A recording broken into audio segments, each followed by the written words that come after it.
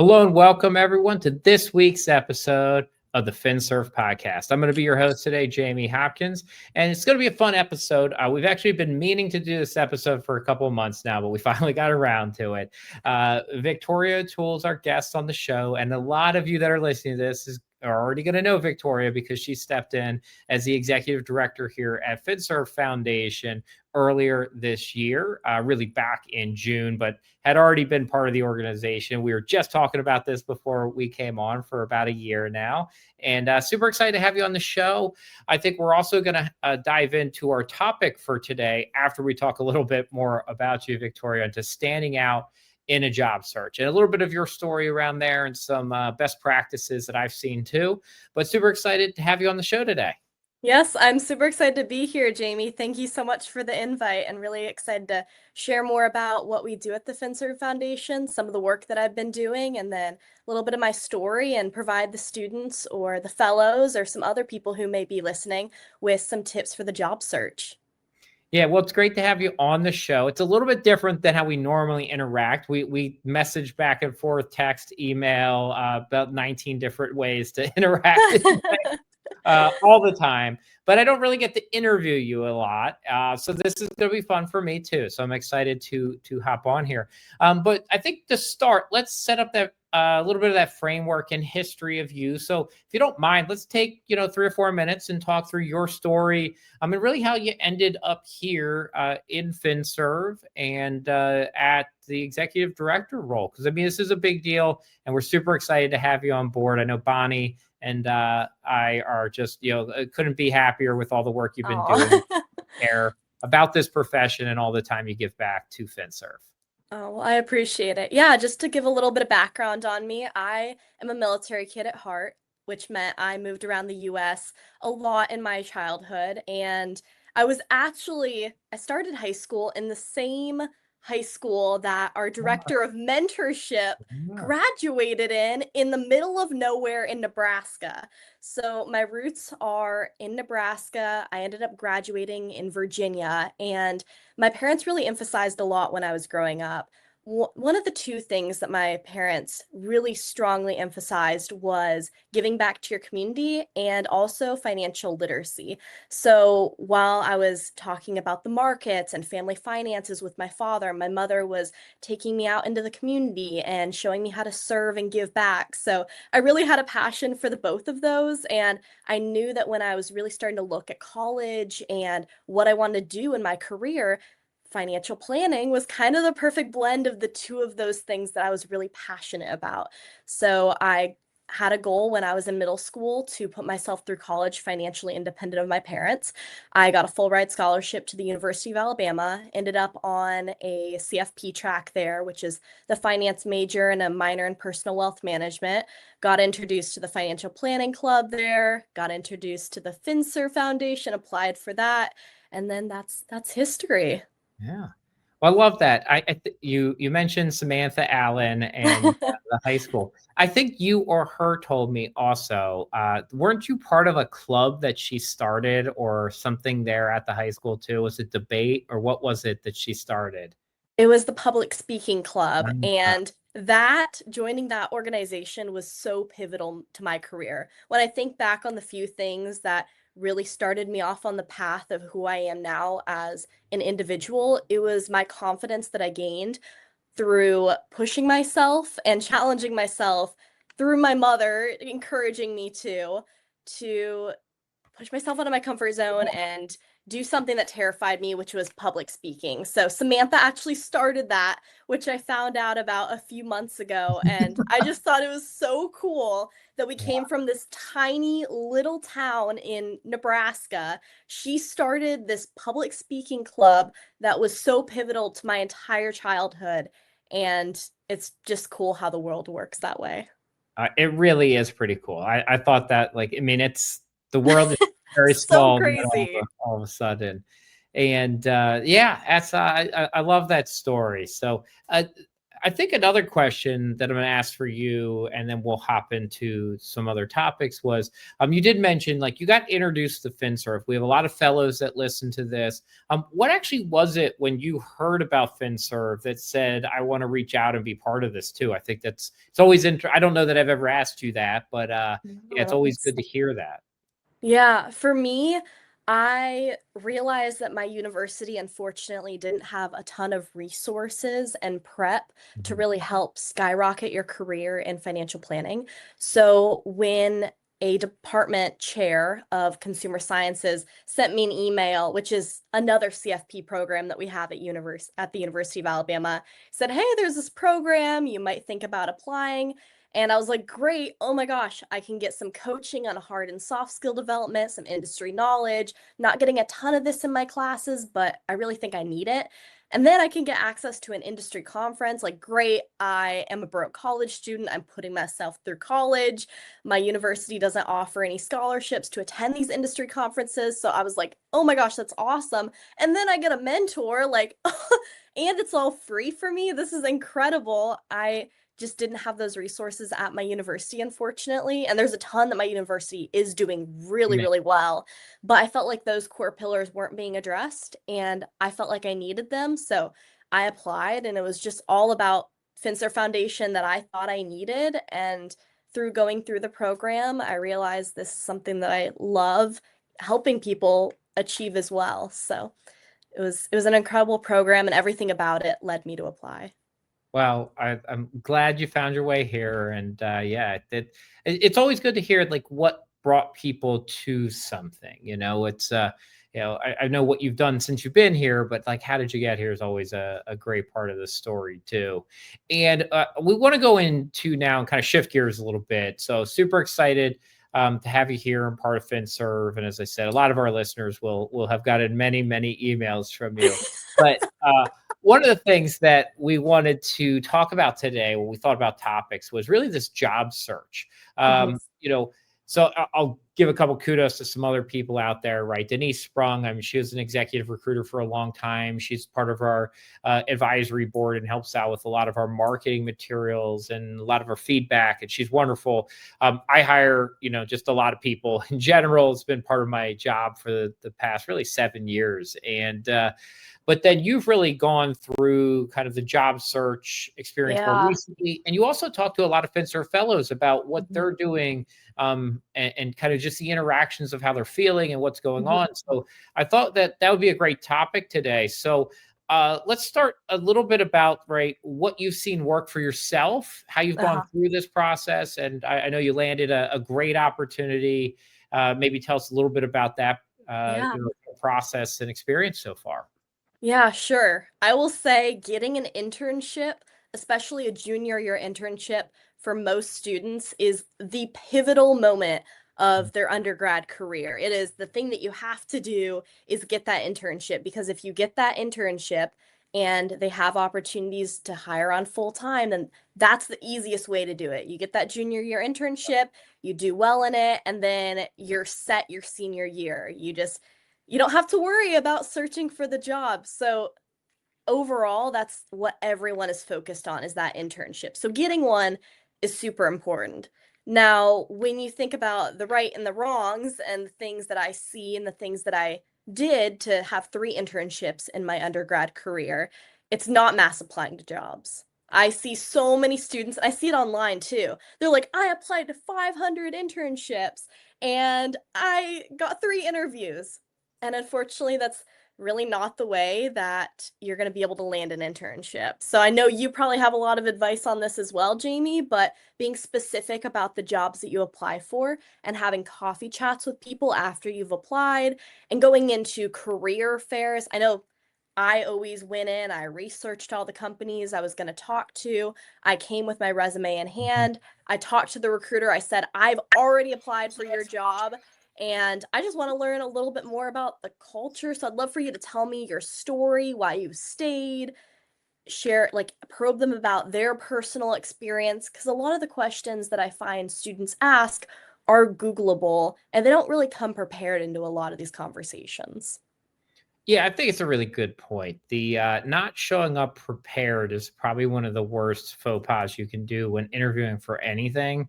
If you walk in, you really don't know the company, you don't know what they do, you don't look up the people you're interviewing with beforehand, too. Yeah, Now, there are times where companies just say you're coming in for an interview and they don't tell you the people. It does happen. You can ask. you Sometimes they can don't ask. know.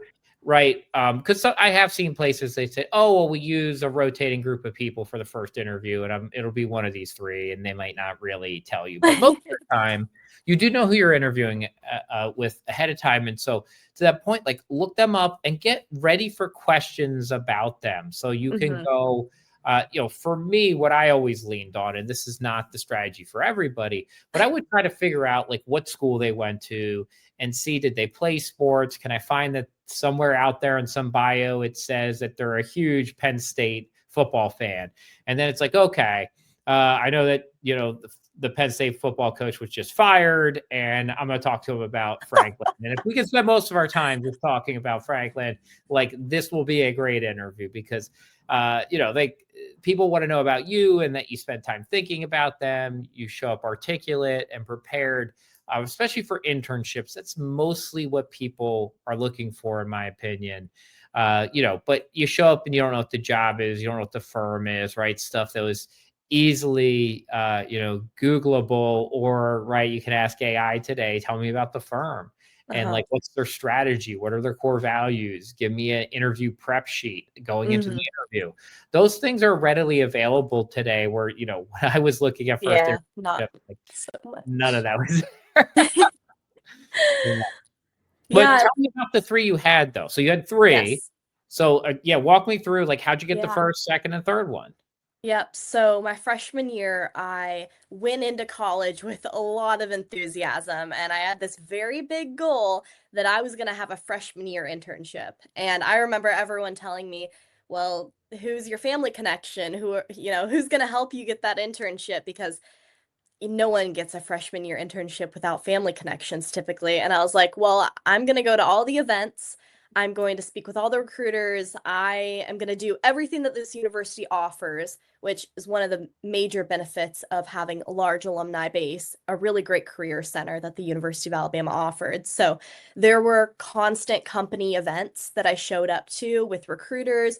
I showed up multiple times to multiple of different sets of these events, and I kept on seeing the same recruiters and reminding them of who I was, and I ended up getting a financial advising internship. It ended up being a little more salesy than I would have liked, and I decided to go a little bit of a different route, but it was through going to all of those career center events. It was through doing mock interviews with my career center, and it was by showing up and being prepared and saying, I understand that I'm a freshman. I understand that you don't typically hire freshmen, but here's my experience, here's my ambition, here's my drive, and I believe that I'm going to be a really great fit in spite of being a freshman. And they gave me an interview, used that interview prep that I did with the Career Center, and I ended up getting it. So that was the first internship. All right. Second internship was JP Morgan. I actually got a referral from an alumni. So that was really great. They came on campus. I asked some really great questions during a lunch and learn event. And then afterwards, I came up to one of the recruiters. I said, what can I've applied. I'm waiting to hear back. Is there anything that you can do to help me out? Gave me his card. I emailed him 30 minutes later, and then he gave me a referral and pushed me along to final round interview. And then I kind of used some of the tips that you were just talking about, Jamie. I researched my recruiter, found out that she led all the community service efforts for that division.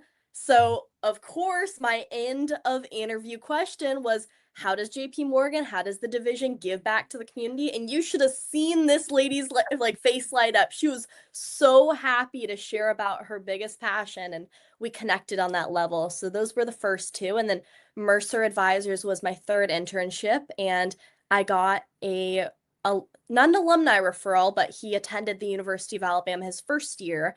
So I found him through that and then had a coffee chat.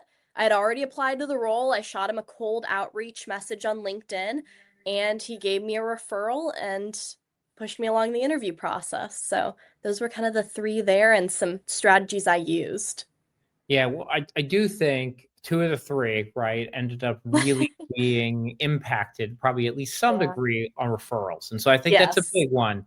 I don't know the stat well enough, but somebody could Google it and find out. But right, a lot of jobs, I believe it's the majority of jobs are found via the 80%. network. Yeah, it's a lot of referrals.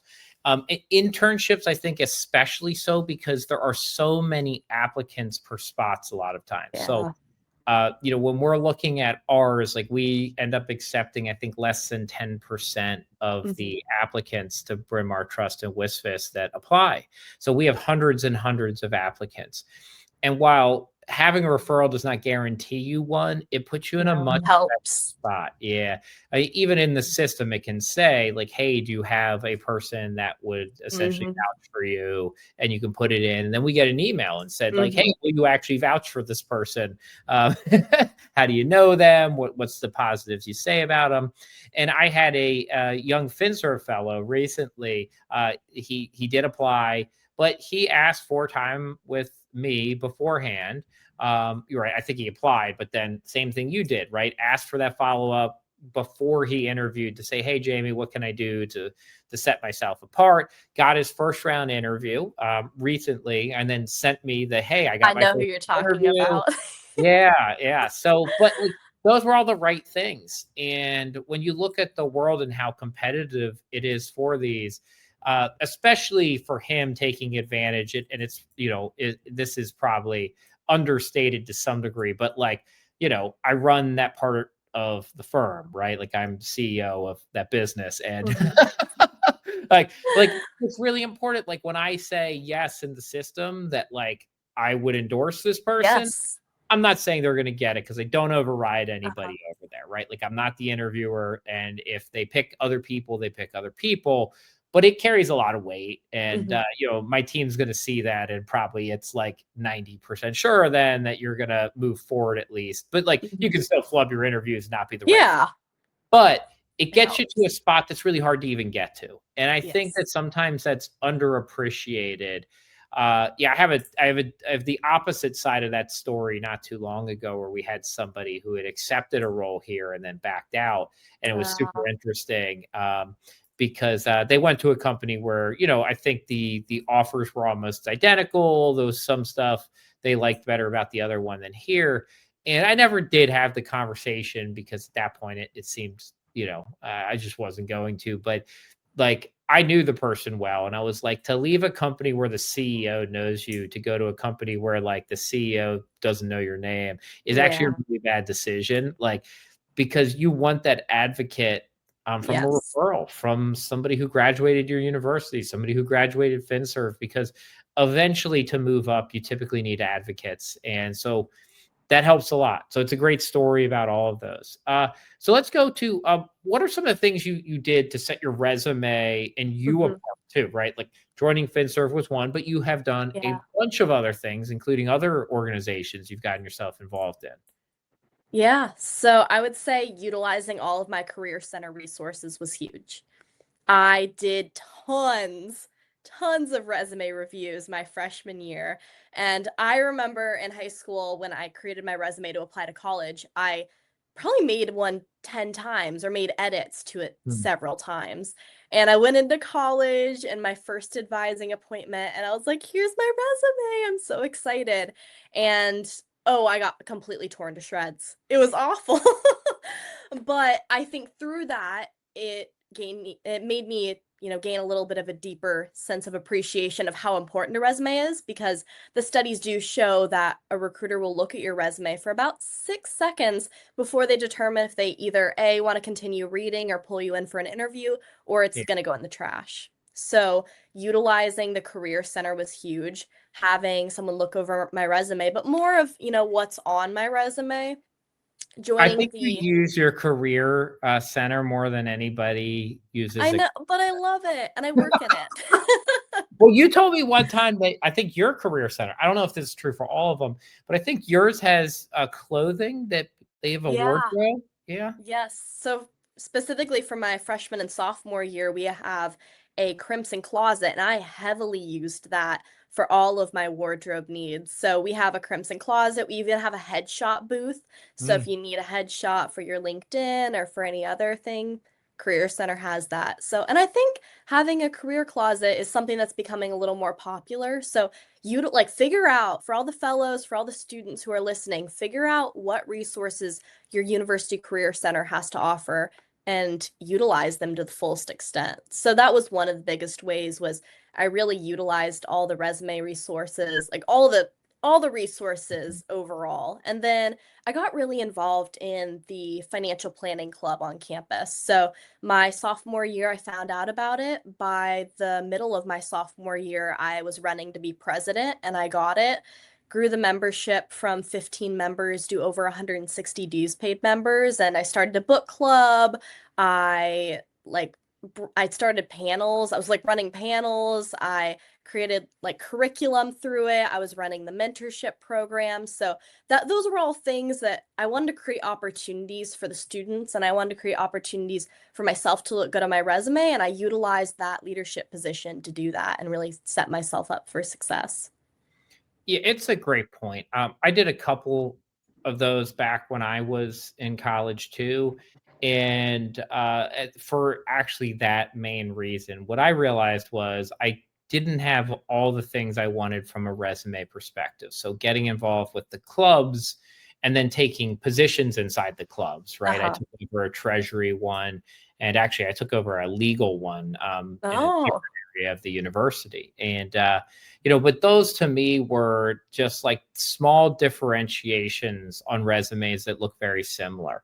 Uh, and for some people, like I was an athlete and I was on scholarship. So some of the stuff before, like I'd probably say my freshman and sophomore year, I really wasn't even thinking about internships because I was going to be training most of the summer.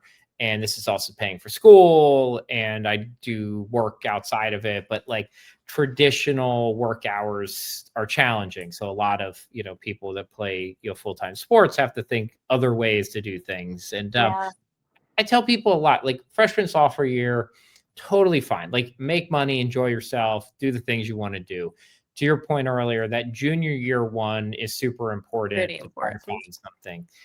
I've even gone so far to tell people if you have to take an unpaid one that summer because you can't find a paid one and you can afford it, which is a different Hmm. thing. It's not for Yeah. everybody. But like if you can, like that's better off than taking a paid right service job your junior year again, because what you'll see from a long-term earnings perspective, if you can afford it, that's going to be better. But if you can't find any of them, the other thing you can then look at is you might be able to find an internship more locally unpaid during the school year. And I've recommended Hmm. that to a lot of actually FinServ fellows. They couldn't find something during the summer, but everybody disappears during the school year. Yeah.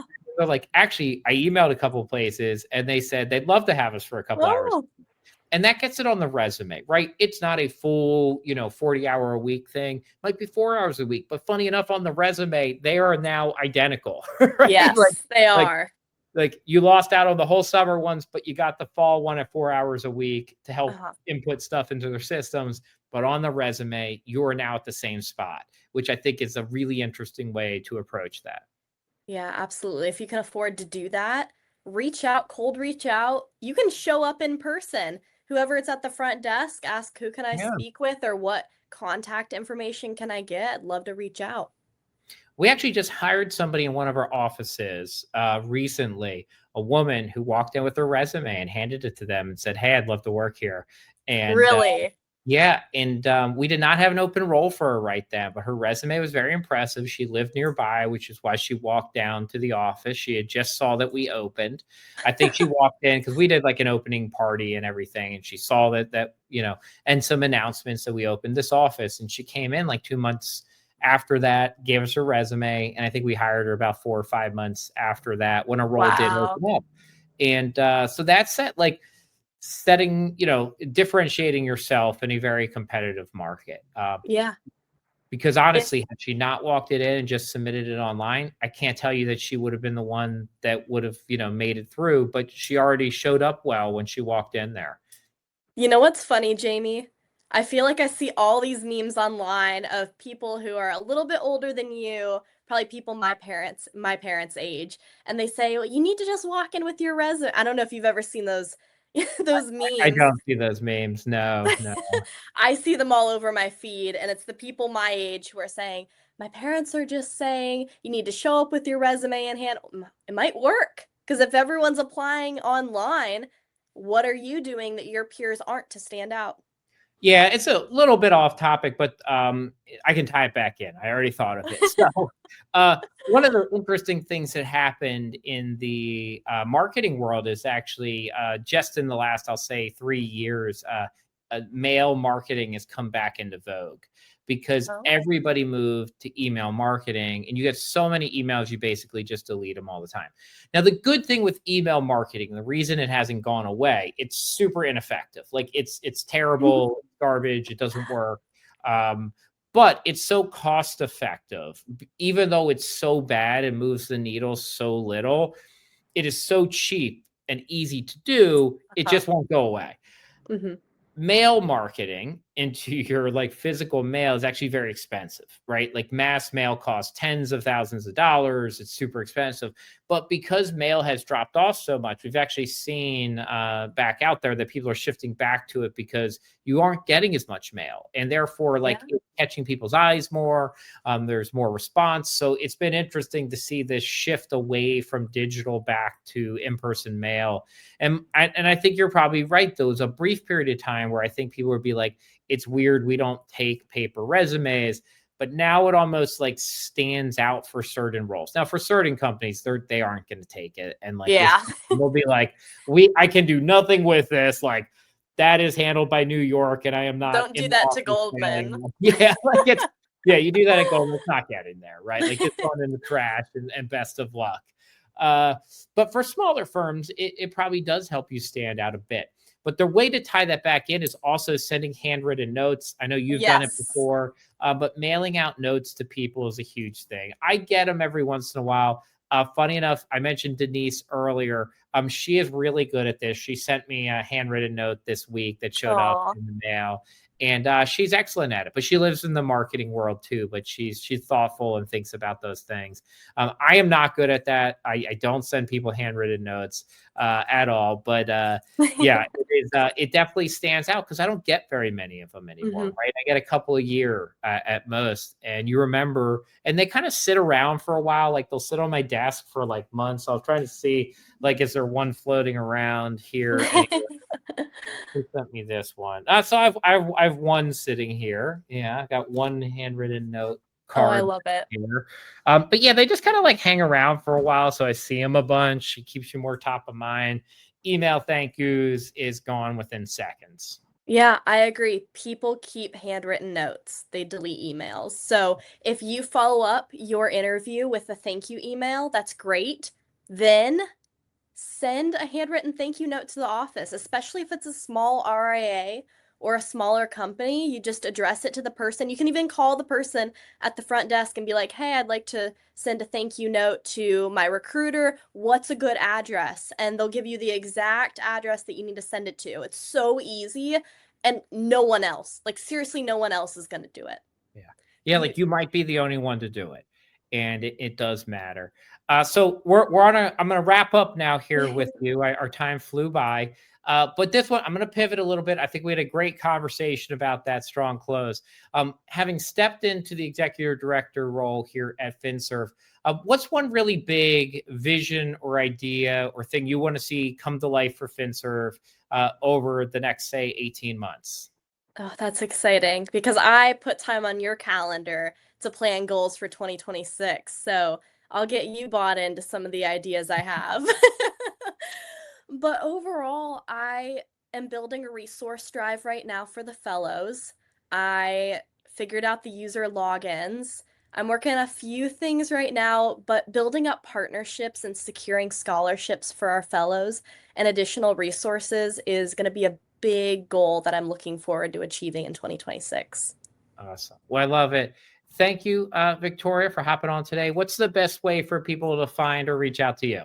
Yeah, LinkedIn, absolutely. Feel free to shoot me a message on LinkedIn. And then my executive director email is director@finservfoundation.org. Well, thank you for being part of the organization, help leading it, and thank you for the great conversation today. Hopefully, it was very useful for everybody listening to it, and look forward to seeing what comes together in 2026. And as you said, whatever our goal planning meeting is coming up on it. So then I find out what we're doing. But super exciting, and thank you again for being on here, and for everybody else. Everybody else, stay safe and healthy. Keep doing all the great things you're doing out there in the world to make this world a better place. Thanks, everyone. Until next time, Jamie Hopkins.